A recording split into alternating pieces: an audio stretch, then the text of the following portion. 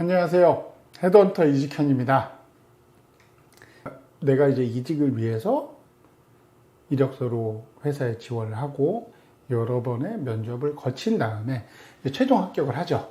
그리고 이제 처우 협의까지 다 끝났으면 이제 그 다음에 결정해야 될 것은 새로운 회사에 언제 조인을 할 것이냐.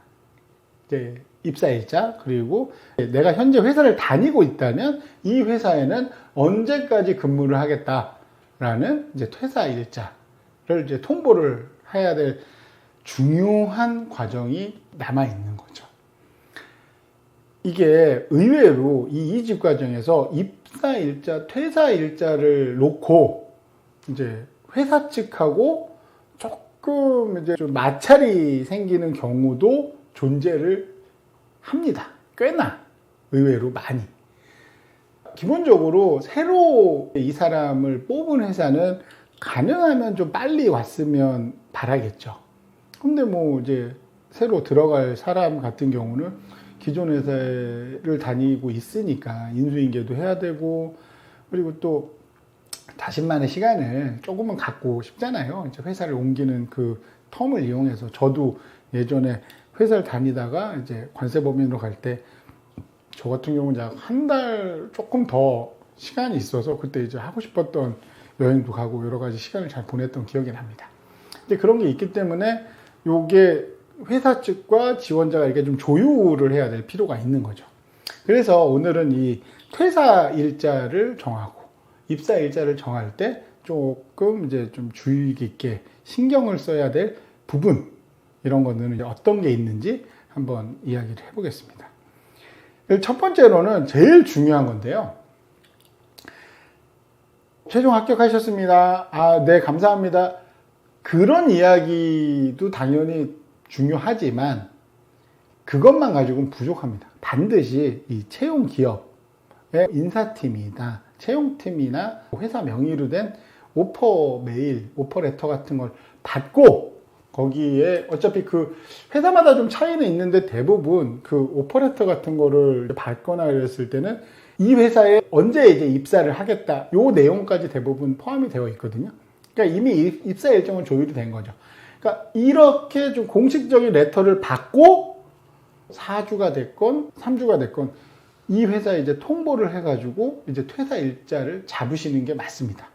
반드시 오퍼레터를 먼저 받고 그 다음에 이제 정식적으로 다니던 회사에 나 언제까지 근무를 하겠습니다라고 이제 통보를 하셔야 된다는 거예요.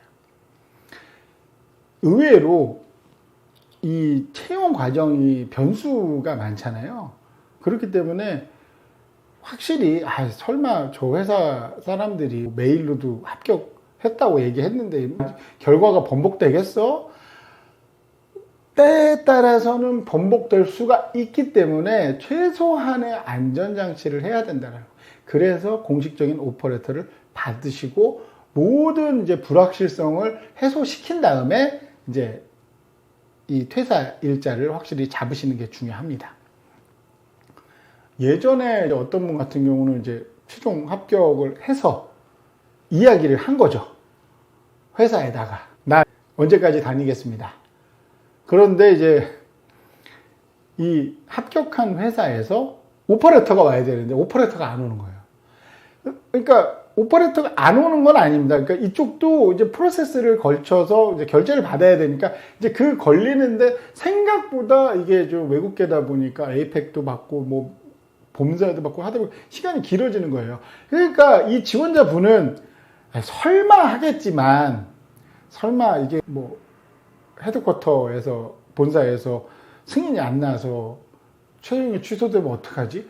그러니까 이런 걱정을 굉장히 많이 할 수밖에 없는 거죠. 왜냐하면 이미 회사에 대해 이야기를 해놨기 때문에. 그러니까 이분 같은 경우 그것까지 받고 나서 이야기를 했으면 전혀 문제가 없었을 텐데, 뭐 당연히 결과론적으로는 그분은 그 회사에 입사는 했습니다. 그 오파가 잘 나와서 입사는 했는데 그냥 조금 편하게 지낼 수 있는 시간을 굉장히 좀 마음을 졸이면서 보내야 했었다는 거죠. 그렇기 때문에 최종 오퍼레터를 받고 그 다음에 이제 그 퇴사 통보를 하셔야 된다. 그 일정을 확인하셔야 된다. 그리고 이제 두 번째는 각자 이제 연차, 그 퇴사 시점에 따라서 이제 연차가 있을 겁니다. 개인 자신이 갖고 있는 연차. 그러면 그 이제 연차를 고려를 해가지고 퇴사 일정을 좀 잡으셔야 돼요.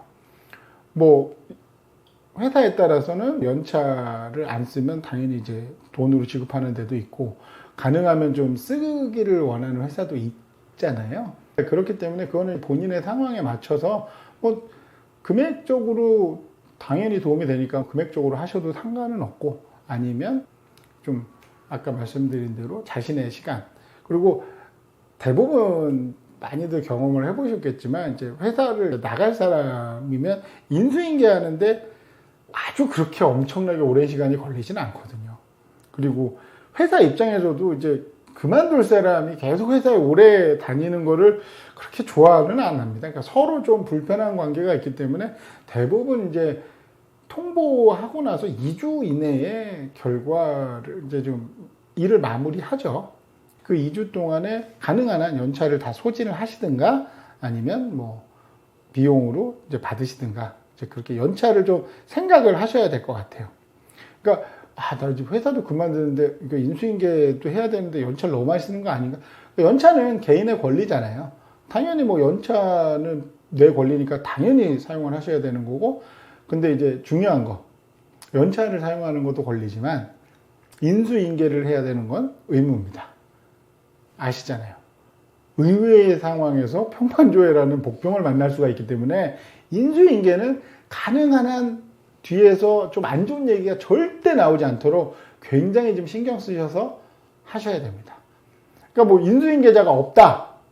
나 후임자를 뽑아야 되는데 못 뽑고 있다. 그건 이제 그네들 사정이기 때문에 그럼 조금 힘들더라도 매뉴얼화를 시킬 수밖에 없어요. 매뉴얼을 쫙 해서 이제 물량으로 공세를 하는 거죠. 이만큼 뭐 뽑아가지고 이렇게 다 했다. 인수인계서를 확실하게 주면 뭐 이제 그런 거 갖고 크게 문제가 될지는 절대 않은 겁니다. 그리고 이제 세 번째, 이 부분이 정말 중요합니다. 그러니까 퇴사 일정이나 입사 일정, 이 부분에서 정말 중요한 거.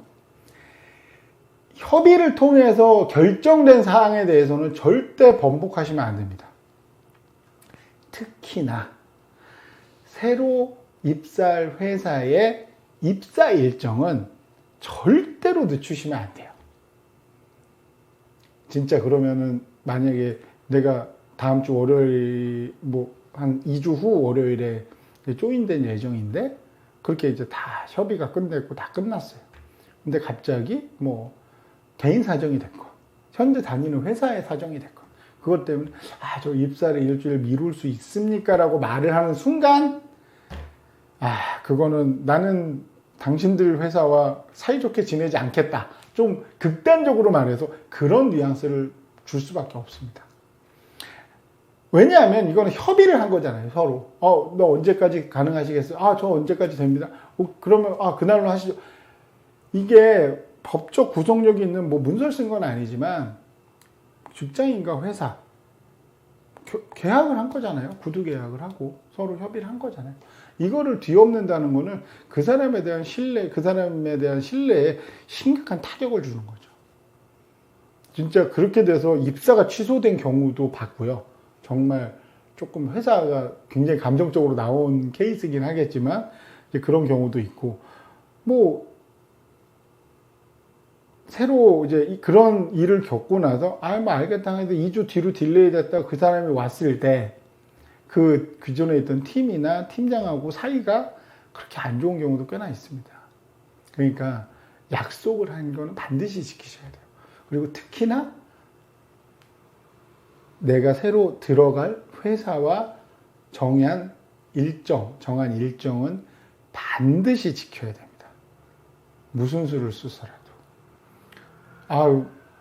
이 기존에 있는 회사에서 너무 힘들다고 좀만 도와달라고 뭐 모르는 사이도 아니고 저 이 회사에 10년 다녔는데 그건 그 회사의 사정인 거예요. 솔직히 말씀드리면. 만약에 여러분이 이런 상황이라서 기존에 다녔던 회사의 그 정을 못 끊고 이제 새로 갈 회사에 양해를 구한다. 이거는 굉장히 위험한 행위입니다. 그러니까 조심하셔야 돼요. 그러니까 이렇게 입사일자, 퇴사일자 조정하는 거는 이제 내가 시작했던 이직 과정의 최종 마침표를 찍는 거죠. 그래서 이제 이게 끝나고 나면 이제 새로운 회사에 입사해서 적응하고 이제 새로운 자신의 커리어를 이어가는 거니까 이것만 솔직히 이제 문제 없이 잘 깨끗하게 되면 이제 새롭게 편안한 마음으로 새로운 회사에 출근하셔서 커리어를 개발하시면 되겠습니다. 제 이야기가 도움이 되셨다면 좋아요와 구독 부탁드리겠습니다.